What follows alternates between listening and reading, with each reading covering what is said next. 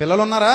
పిల్లలకు కూడా ఒక వయసు వచ్చిన తర్వాత పనులు చెప్పాలి మనం. మా బంగారమే, మా బాబే, మా బుజ్జే అన్నావు అనుకో, ఇంకా తర్వాత నీకు బుజ్జి గజ్జయి కూర్చుంటాడు చచ్చూరుకుంట. తర్వాత మా బంగారమే అన్నప్పుడు మీ బంగారాన్ని ఎవరు సానబెడతారు? నువ్వే సానబెట్టాలి. పిల్లల్ని వాళ్ళకి మన పనులు ఏంటో చెప్పాలి. ఒక్కోసారి ఒరే ఓడు తల్లి, అమ్మ ఊడు తల్లి, చిపురు తీసుకో తల్లి, ఇల్లు ఎలా ఓడ్చాలో నేర్పించాలి కూతురికి. మరి అంతే, తప్పదు. ఒకసారి ఎలా తోమాలి, ఒకసారి ఎలా ఉతకాలి, ఒకసారి ఎలా దులపాలి, ఇవన్నీ పిల్లలకి మనం చిన్నప్పటి నుంచి అలవాటు చేయకపోతే వాళ్ళు అనుకుంటారు మేము పెద్ద పిఠాపురం జమీందారులు అనుకుంటారు. వాళ్ళ కాళ్ళ మీద వాళ్ళు నిలబడలేరు. రేపు పొద్దున కష్టం వస్తే తట్టుకోలేరు, బాధ వస్తే తట్టుకోలేరు, భయం వస్తే తట్టుకోలేరు, ఏ వచ్చినా తట్టుకోలేరు. ఎందుకు పనికిరాని వాళ్ళు అయిపోతారు. గాజు బొమ్మల్లాగా పడినా పగిలిపోతారు, గట్టిగా పట్టుకున్నా పగిలిపోతారు. అలా పగిలిపోయే బొమ్మలు కాదు మనకు కావాల్సింది. ఇనప ముక్కల్లాగా ఉండాలి, స్ట్రాంగ్ గా తయారవ్వాలి. తల్లిదండ్రులు పిల్లలకి శిక్షణ ఇవ్వాలి. అన్ని పనుల్లో తండ్రి తన పనుల్లో శిక్షణ ఇవ్వాలి. ఎండాకాలం సెలవులు వస్తున్నాయంటే ఇదిగో ఈ టైం కి పని చేసేసి ఆ తర్వాత నువ్వు ఆడుకోవడానికి పోతే పో. మన పిల్లలు మన బాధ్యతల్లో ఏం కావాలి? పాలి భాగస్తులు కావాలి. ఇంటికి డబ్బులు తెచ్చి ఇచ్చేసి